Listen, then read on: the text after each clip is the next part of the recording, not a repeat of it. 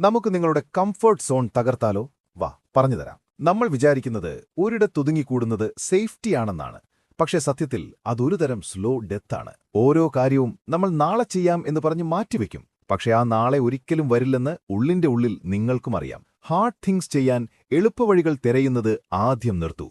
ഇതുവരെ നിൽക്കാത്ത ഒരിടത്ത് ചുവടുവെക്കാതെ നിങ്ങൾക്ക് ഗ്രോ ചെയ്യാൻ കഴിയില്ല. ഓരോ തവണ നിങ്ങൾ ഡിസ്കംഫേർട്ടിലേക്ക് ഇറങ്ങിച്ചെല്ലുമ്പോഴും നിങ്ങൾ ശരിക്കും ആഗ്രഹിക്കുന്ന ആ ജീവിതത്തിലേക്ക് നിങ്ങൾ കൂടുതൽ അടുക്കുകയാണ് ചെയ്യുന്നത്. അവിടെ നിങ്ങൾ ഭയത്തെ നേരിടുന്നു, സാഹചര്യങ്ങളോട് അഡാപ്റ്റ് ചെയ്യുന്നു, സ്വയം ഇവോൾവ് ചെയ്യുന്നു. ഇതൊരു അപകടമല്ല, മറിച്ച് നിങ്ങളുടെ പൊട്ടൻഷ്യൽ കണ്ടെത്താനുള്ള ഒരു ട്രാൻസ്ഫോർമേഷനാണ്.